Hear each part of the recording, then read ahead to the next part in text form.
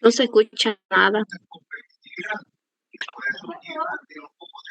Perdón, buenas noches, doctores. Tuve un problema con el micrófono. Como les decía, vamos a continuar con el cronograma de actividades de cirugía general. El día de hoy vamos a hablar sobre el divertículo de Meckel. El divertículo de El divertículo de Meckel, hablando de generalidades, pues es una anomalía congénita que es muy frecuente, el más frecuente del tracto gastrointestinal. Esta se va a originar por la persistencia del conducto onfalomesentérico, que es algo muy importante de recordar, o también llamado conducto vitelino, que este normalmente debería obliterarse durante el desarrollo embrionario. Como mencionamos acá, este conducto vitelino es el que nos está comunicando durante nuestra formación, nos está comunicando con el exterior. Sin embargo, este conducto debería cerrarse a las 5 y 6 semanas de la gestación, debería llegar a obliterarse, como dice. Pero en algunos casos, pues no llega a pasar esto. Ante la falla o la obliteración incompleta de esto, pues se genera el resultado, hay un resultado anormal de anormalidades, como se puede evidenciar acá en la imagen. El más común, la falla más común puede ser el divertículo de Meckel, que es como una protrusión a nivel del ilion terminal. Además, puede generar además una fístula onfalomesentérica, como se puede ver acá. Es una comunicación del divertículo con la región umbilical.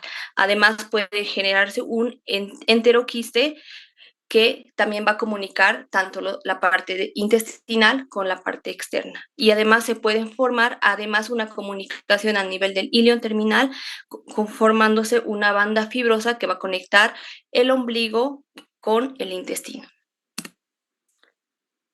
El divertículo de Meckel, lo más importante a recordar es que es un divertículo verdadero. ¿A qué nos referimos con divertículo verdadero? Que pues este va a contar con todas las capas del intestino. Si nosotros recordamos por histología, tenemos que recordar que la pared del intestino tiene la mucosa, la submucosa, la parte muscular y la serosa, como se puede ver en la imagen. Sin embargo, existen otros divertículos que los vamos a ir conociendo a lo largo en los temas. Los divertículos falsos es aquellos que no tienen todas las capas. Entonces, el divertículo de Meckel es un divertículo que contiene todas las capas del intestino delgado como tal. Este divertículo se va a ubicar aproximadamente dentro de los 100 primeros centímetros de la válvula iliocecal. Es un dato muy importante que este divertículo se encuentra a nivel del borde antimesentérico del ilion. Para recordar todo esto, existe la regla de los dos, que se debe, son datos que debemos recordar, ¿no? Que se da en un 2% de la población. O sea, no es muy frecuente, como habíamos mencionado, pero, o sea, en un 2% sí puede generarse. La relación entre hombre y mujer es 2:1.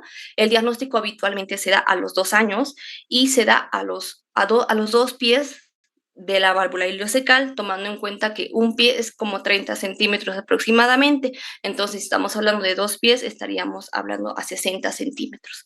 Hablamos de que el diámetro del divertículo va a ser de 2 centímetros de diámetro, va a medir además 2 pulgadas de longitud y además puede tener 2 posibles tejidos ectópicos, puede tener tejido gástrico y pancreático. ¿A qué nos referimos con que tenga tejido ectópico? Pues a nivel del divertículo puede haber tejido heterotópico que se genera en un 60% y además de esos 60%, el 60% es un tejido heterotópico gástrico y el restante viene por tejido heterotópico pancreático o de la mucosa del colon y en una menor frecuencia de las glándulas de Brunner, que sería del duodeno, islotes pancreáticos y endometriosis y tejidos hepatobiliares. ¿Por qué es importante recordar qué es el tejido heterotópico? Porque esa es la que nos va a decir por qué pasan todas las complicaciones en este divertículo. Pues al tener una mucosa gástrica heterotópica a nivel del divertículo, pues esta va a generar y va a secretar ácido clorhídrico. Y este ácido clorhídrico pues va a generar una ulceración a ese nivel y por lo tanto primero va a generar un sangrado y posteriormente va a llegar a perforarse, ¿no? Y eso es lo que nos va a dar en la clínica también. Ahora, en algunos casos habíamos mencionado que este divertículo puede estar unido por una banda fibrosa hacia la región del ombligo. Entonces, en alguno de estos casos puede generar una obstrucción intestinal. Es porque parte de esta banda va a formar como una banda, como menciona, y el intestino delgado va a introducirse y va a generar una obstrucción intestinal. Y pues también puede haber un atrapamiento del intestino por una banda mesodiverticular, o sea que va a generar una rotación del intestino sobre esta banda. Ahora, la presentación clínica está muy relacionada con lo que acabo de mencionar, pues la hemorragia digestiva baja es lo más importante, ¿no? Es la presentación más frecuente en niños. Y la obstrucción intestinal es la complicación más frecuente en pacientes adultos y existe un porcentaje, un 20% de estos pacientes que van a generar una diverticulitis y van a formar un abdomen agudo. La localización de esta clínica está localizada a nivel del cuadrante inferior derecho. Y al generar la misma clínica que una apendicitis, incluso misma, se puede confundir con la misma y por lo tanto, pues es su diagnóstico diferencial, una apendicitis. Sin embargo, la clínica de la obstrucción de la de la obstrucción intestinal por secundaria a un divertículo de Meckel, pues es muy marcada como tal en relación a lo que es el apendicitis, ¿no? El apendicitis tiene lo que podemos recordar que es la cronología de Murphy, que lo va a diferenciar a un paciente con un cuadro por un divertículo de Meckel. Pues esta, al hacer la clínica más importante, existe un porcentaje de pacientes que no que son asintomáticos y esta pues hace dudar mucho de la clínica como tal. Tenemos además otra clínica que puede ser la hernia de Litre, que al haber este divertículo puede ingresar parte del intestino delgado y puede formar el divertículo de Meckel puede entrar en un saco de una hernia inguinal o femoral y esta hernia puede llegar a atascarse y puede provocar una obstrucción intestinal. También es una fisiopatología de los pacientes adultos que puedan tener este problema. El diagnóstico. No existe un gold estándar, por así decirlo, pues que lo tengamos a mano, porque el gold estándar para el diagnóstico es la gammagrafía con radionucleodos con tecnesio 99. Este tecnesio, ¿qué es lo que va a hacer? Va a generar, es positivo cuando existe una mucosa heterotópica, como se puede ver en la imagen, que va a captar este marcador y va a mostrarnos el mismo, pero la precisión es del 90% en pacientes pediátricos, pero existe una menor precisión en pacientes adultos. Además, lo podemos utilizar en casos de que esté perforada. Sin embargo, en nuestro medio no contamos con este estudio a nuestra mano. Por lo tanto, pues no utilizamos como un gold estándar en nuestro medio. Sin embargo, nosotros podemos ayudarnos de la ecografía. En la ecografía, pues no nos van a identificar, van a encontrar líquido libre, distensión de asas, pero más allá de eso no. Nosotros en nuestro medio nos guiamos de la tomografía, en la cual va a evidenciar un aumento de volumen a nivel del ilion terminal y con cambios inflamatorios, pero van a evidenciar que el apéndice se encuentra sin datos de inflamación como tal. Entonces, eso es el único medio de diagnóstico que nos podría ayudar. Sin embargo, en la literatura no lo mencionan como un medio de diagnóstico principal, ¿no?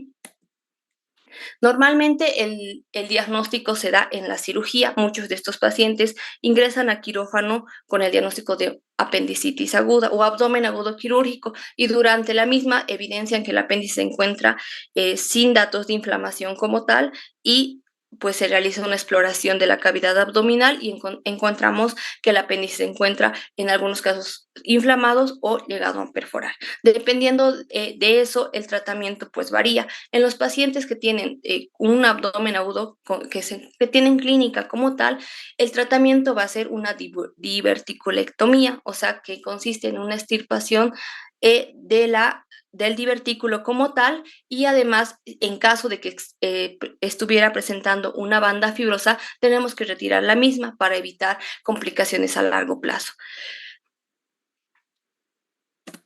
Tenemos, en caso de pacientes que presenten sangrado, deberíamos realizar una diverticulectomía más resección del ilion, que incluya además una úlcera péptica adyacente, como les mencionaba. Estos pacientes llegan a tener úlceras adicionales. Pueden ser que estas úlceras no se hayan llegado a perforar, pero nosotros con la clínica del sangrado nos está mencionando que ya el paciente está presentando úlceras, por lo tanto se debería hacer una resección segmentaria del área comprometida. En caso de que pacientes haya presencia de tumor o la base del divertículo se encuentra comprometido, inflamada o perforada, se debería realizar una diverticulectomía y una resección segmentaria del ilion, pero esta resección debería ser en cuña y hacerle una restitución, que sería una anastomosis terminal, uniendo los dos cabos. Bueno, tomando en cuenta que no todos los pacientes que tienen este divertículo tienen clínica muy llamativa, entonces hablamos del tratamiento profiláctico del divertículo, pues este es controvertido. Existe una baja porque existe una baja incidencia de complicaciones.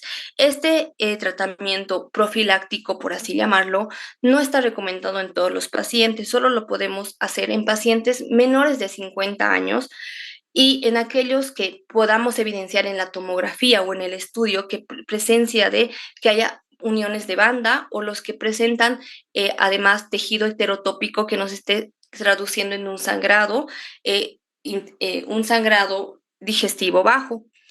Pues los que presentan además un divertículo con mayor a 2 centímetros. Estos pacientes sí los podemos realizar un tratamiento profiláctico, pero en otros casos solo esperamos que, pues, en caso de que el paciente tenga alguna clínica, pues ingresamos a quirófano. Vamos a proseguir con el caso clínico del día de hoy, pues hablamos de un paciente de 25 años. Recordando, esta patología se da en pacientes jóvenes de la misma manera que la apendicitis aguda. Es un paciente que no tiene antecedentes médicos significativos. El cuadro clínico se inicia hace 12 horas de evolución aproximadamente, con presencia de dolor abdominal de manera difusa, que posteriormente se va a localizar en fosa ilíaca derecha, acompañado de náuseas que llegan a los vómitos de tipo gastroalimenticio, además de fiebre no cuantificada. El dolor es continuo y tiene una intensidad de 8/10 en la escala analógica del dolor. Empeora con la deambulación. El paciente no refiere presentar un dolor similar al mismo. Dentro del examen físico podemos evidenciar un abdomen distendido con presencia de dolor en cuadrante inferior derecho, defensa a la palpación profunda, Bloomberg positivo, los ruidos intestinales están disminuidos en todos los cuadrantes. Como dice, dentro de las pruebas diagnósticas nosotros le realizamos un hemograma completo, en el cual dentro de los hallazgos positivos hay presencia de 16,000 células por milímetro cúbico con predominio de neutrofilios. En los estudios de imágenes tenemos una radiografía que no nos muestra unos hallazgos significativos. Al nosotros no contar al no tener un cuadro muy claro, se le realizó una tomografía de abdomen y pelvis, en la cual podemos evidenciar un divertículo inflamado, como se puede ver en la flecha roja, y se encuentra engrosada aproximadamente, se encuentra a 5 centímetros del ilion distal. con signos de inflamación peritoneal circundante y pues no se evidencia perforación porque no existe la presencia de neumoperitoneo. Ahora, pues vamos a ir respondiendo las preguntas. Esta patología no es muy compleja. Con las preguntas vamos a pues complementar todo lo que les mencioné hace un momento. Pues esta sería la primera pregunta. ¿Cuál es la causa más frecuente de hemorragias en los pacientes pediátricos con divertículo de Meckel? En el chat pueden responder y pues les doy como 5 segundos y me van diciendo cuál es la respuesta.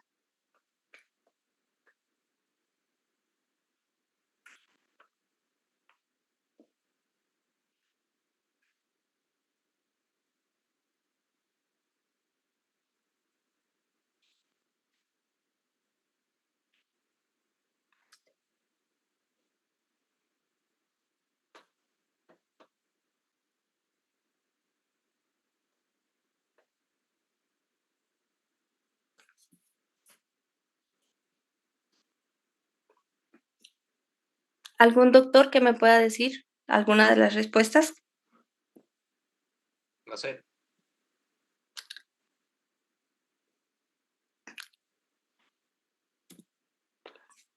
Pues sí, la respuesta es el inciso C, porque en niños la complicación más frecuente del divertículo es el sangrado secundario a la úlcera péptica por la presencia de la mucosa gástrica ectópica.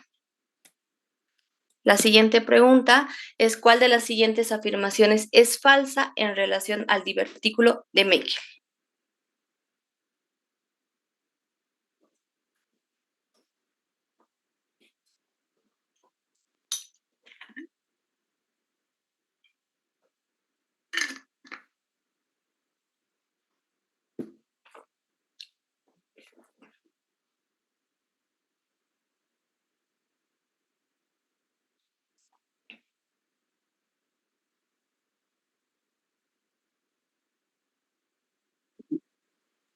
La C igual.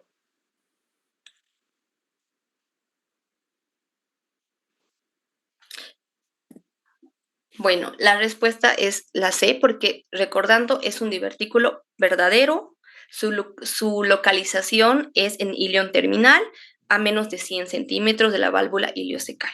Eso es muy importante recordar.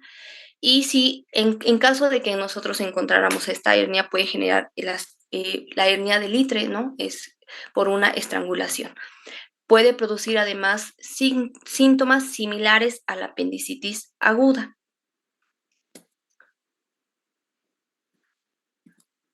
Bueno, ahí está respondida. Pues, ¿cuál es la complicación más frecuente en adultos? Es la obstrucción intestinal. La hemorragia digestiva baja es en niños, no lo olviden. Eso sí puede ser una pregunta que puede ingresar en su examen. Ahora, la siguiente pregunta: ¿qué prueba diagnóstica es más útil para detectar un divertículo con mucosa gástrica ectópica en un niño?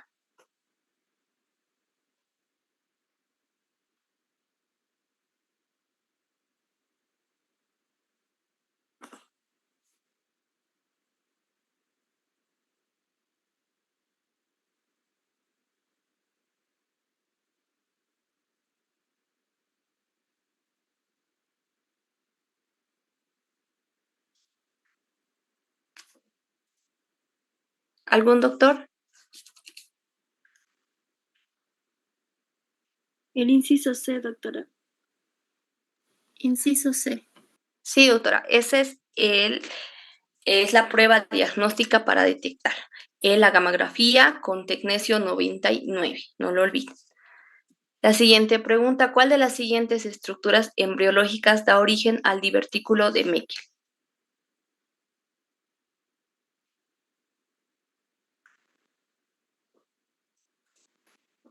Inciso B, doctora. Así es, esa es la estructura embriológica que debería hacer una obliteración a la octava semana, ¿no? Pero si persiste, genera el divertículo de Meckel. La siguiente pregunta, ¿cuál de las siguientes entidades representa una posible complicación quirúrgica del divertículo de Meckel?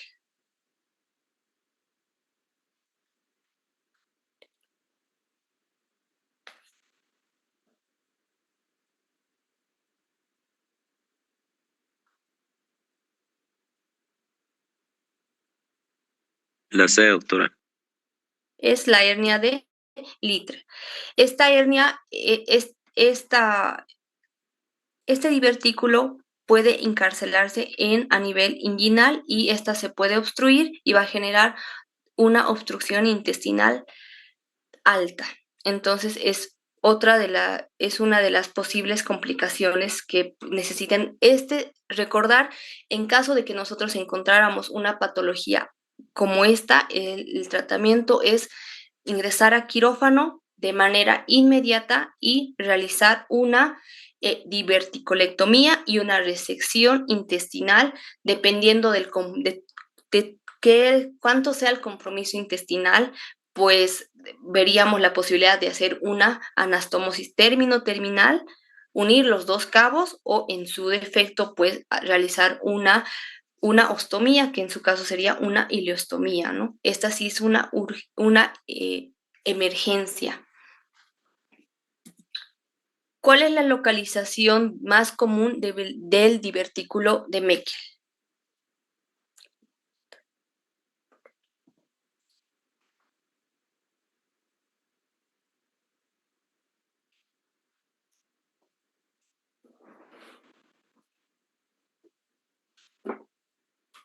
¿Algún doctor?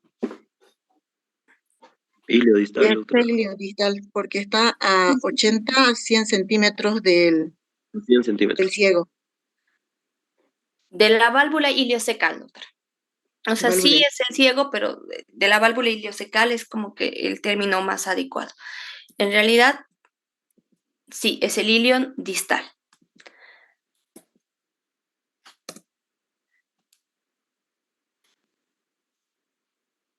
Otra vez, la misma pregunta, ¿qué complicación es más común en pacientes adultos? La B. Obstrucción Es intestinal. la obstrucción intestinal.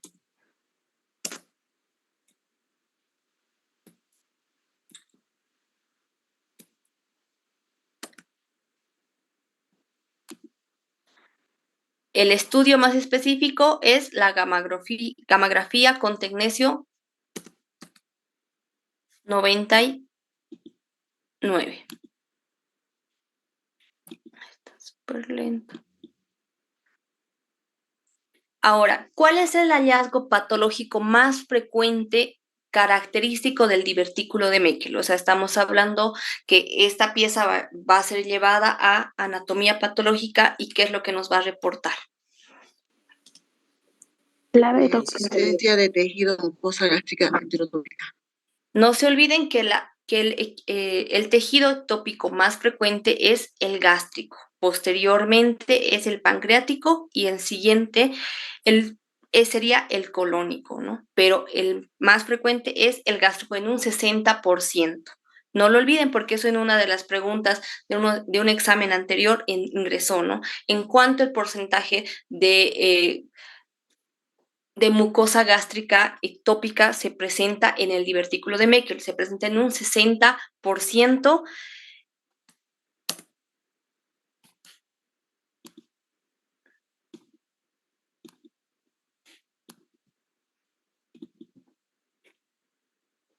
¿Cuál es la causa más frecuente de hemorragia en los pacientes pediátricos con divertículo de Meckel?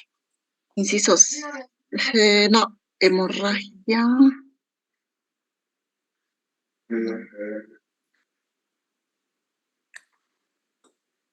Hemorragia baja en los pediátricos. La úlcera péptica.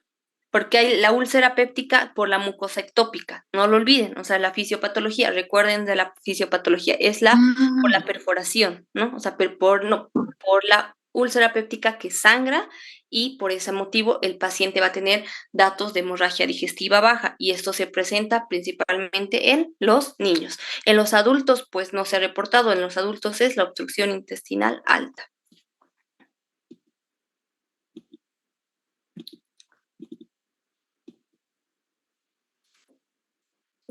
Ahora, ¿cuál de las siguientes afirmaciones justifica la resección de un divertículo de Meckel asintomático?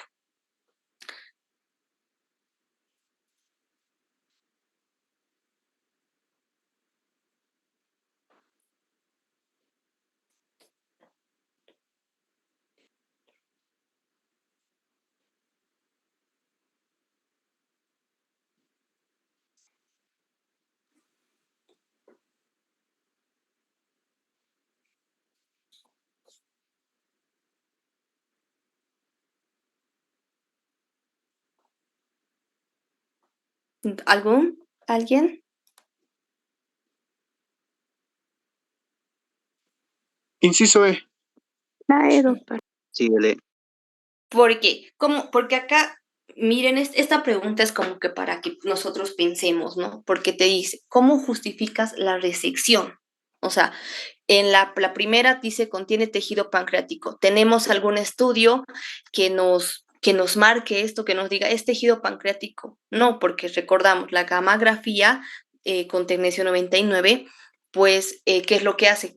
Que marca, o sea, tiene un marcador, pero cuando hay mucosa gástrica. Si es tejido pancreático, pues no se va a evidenciar en la gamografía. Entonces, ¿tiene menos de 2 centímetros? No, en realidad tiene que ser más de 2 centímetros de longitud.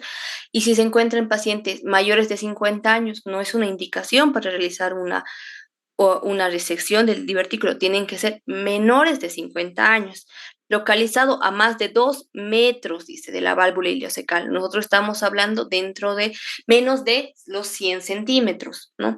Si está asociada a una banda fibrosa, es porque, porque si nosotros no retiramos esta banda fibrosa, va a haber una obstrucción.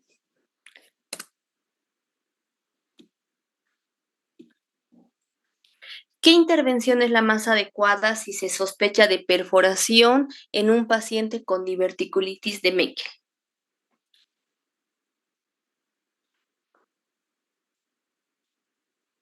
Sí. Inciso C. Es una cirugía de emergencia.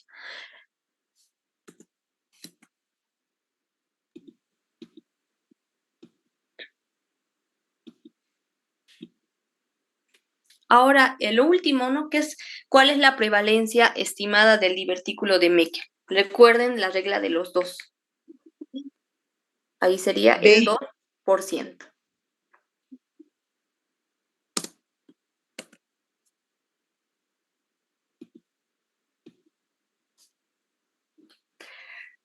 Pues haciendo un resumen, vamos a los datos más importantes, ¿no? El divertículo de Meckel es una anomalía congénita. Esta se va a originar por la persistencia del conducto ónfalo, mesentérico o vitelino. Este conducto debería obliterarse a la 8ª semana de la gestación, pero si persiste puede generar el divertículo. La localización del divertículo se encuentra a los 100 centímetros desde la válvula ileocecal. El divertículo de Meckel es un divertículo verdadero porque contiene todas las capas del intestino delgado. Esta se puede presentar en un 2% de la población. Y pues hablando de la regla de los 2, es que existe una relación entre hombre y mujer de 2 a 1 en mujeres y además se puede presentar a 2 pulgadas de largo de la válvula ileocecal y además se puede manifestar antes de los 2 años de edad. Dentro de las complicaciones o de la clínica como tal, se puede presentar paciente con sangrado intestinal y obstrucción intestinal o presencia de diverticulitis o perforación. El diagnóstico se realiza por gamografía con tecnesio 99, que va a detectar la mucosa gástrica ectópica. No detecta otro tipo de tejido ectópico. Doctora, no se ve su pantalla.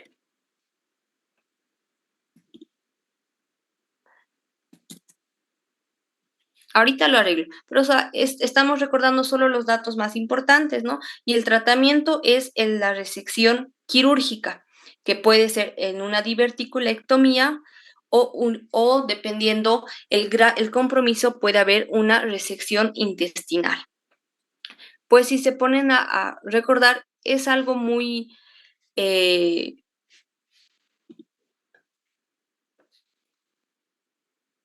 ¿Me escuchan? Sí, doctora. Sí, sí, sí. Se perdió, perdón.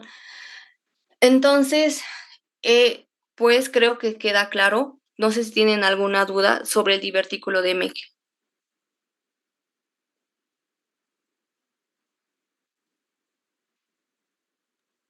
No, doctora, está entendible el tema.